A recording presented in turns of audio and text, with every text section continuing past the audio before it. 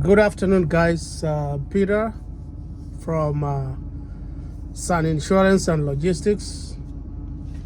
I am coming live. I'm inside a cargo van trying to do this video. So yesterday I had brought you another video talking about there's some people out there who are spoiling the freight rates. And today I wanted to talk more about it and see if something can be done to make it better. So this is like a part 2 of the video I did yesterday. And today I'm going to be a little bit specific to pinpoint those people I think are the ones who are spoiling the market. So join in. Those ones who are new to this channel, please consider to subscribe. It takes like a minute or a second to subscribe. Your subscription matters so much. And let me know what you think below this video. And if you have a question or a comment, please put a comment section here. So today is Christmas Eve, but I have some time to make this video, and because I felt it was necessary to do it. So who is really spoiling the freight rates, part 2. So what I'm thinking, I was thinking overnight, and I said, let me make this video. Maybe those people who are doing the thing, they might think it twice before they can continue, because they are really spoiling the market. So I'm thinking these are the carriers, the small carriers. Those are the ones, according to my own analysis, they are the ones who are bidding too cheap. You find they go to a load board. There are so many load board out there. DAT, Panther, there's selectors, which is commonly used in Canada, Mexico, United States. And when they throw their bids, they bid very, very low. What you are doing, you are just spoiling the market. You are not making it any better for other people who are out there sitting the truck stop expecting to get a load and break even. Consider these people have to, they have expenses, fuel, like I said yesterday. They have tolls. There is insurance. So if you bid so cheap, I don't know how you deal with your expenses, how you pay your expenses. It really doesn't make sense. To be in this business, people are in this business to make money. And if you come from nowhere, you start bidding so cheap, and that's where the problem is. So we need to really think those carriers who have their drivers on the road and they just bid very cheap. Let us not bid to please the brokers. We are not doing any favor for them. We are just in business, and when you are in business, you are not doing well. There's no need to stay in that business. So bidding so cheap is not going to help. At least if you are bidding for a cargo van or something, take your time. Don't rush. And bid a mile. Bid $1 or more than $1 instead of bidding like cents, 99 cents, 85 cents, 90 cents. You are not doing any better. I hope you get a point, guys. And also there are some people, I mentioned this a little bit yesterday, but a little more research from yesterday, I found out that there are some people who always carry, when they bid, they get one load, they want to get another load, so they can have 2 loads. If you are, let's say, cargo van is carrying 2 3 skids and you have one.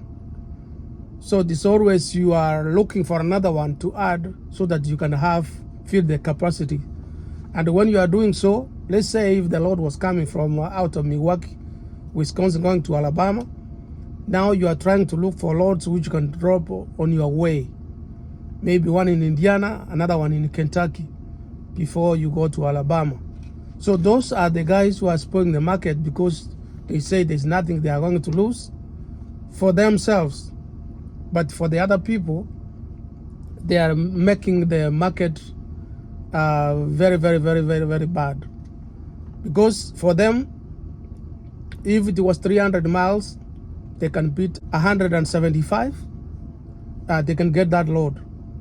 And instead of somebody who was going to beat $400 for 300 miles, you see now, there's no way that person is going to be given a load from the broker. So think about that. If you are you always have to carry 2 loads or 3 loads, think about other people who are also bidding, even if you are going to the same direction. And another problem people have, carriers, they are so desperate. Don't become so desperate. Don't show the broker when you are bidding in your email, on your load board, when you are communicating with the broker in the email or on the phone. Don't show them that you are too desperate. If you put a price and it comes, let's say if you are bidding a load and you say 800, the broker will come. There's some brokers I know out there, they will come and say, oh, this is 450. From 800, they jump like almost halfway or more than halfway. They say, no, this one, we land this load every week. They say, can you do 450? If you jump in right away and say, okay, I'll take it, you see, you lose. Have a negotiating power. Negotiate several times. If you bid 800, you can say 795. Come down like $5. And if it was 450, it would just start coming up. And then finally, if you show them that you are tough, you will finally agree at a very good price. So the point here is, don't be too desperate. Don't let the broker to dictate you that take this price. Have your price in mind and move in steps. If it's moving, let him move upwards and you move down a little bit, and then you meet somewhere. Use a very professional language. For example, tell them, okay, why can't we meet somewhere, and this too low, or it's not enough money for, it's gonna drive you out of the business. Use a professional language and have that negotiating power before you make a final decision. But avoid being desperate, because the brokers like this. If they know you are very desperate, they will just take advantage of you, and you will land their load at a very, very, very low rate. And most of the people who are spoiling the market, I think they are the people who have no skill in bidding.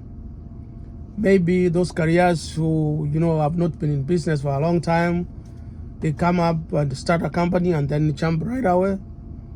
They are so excited, they want to be on the road.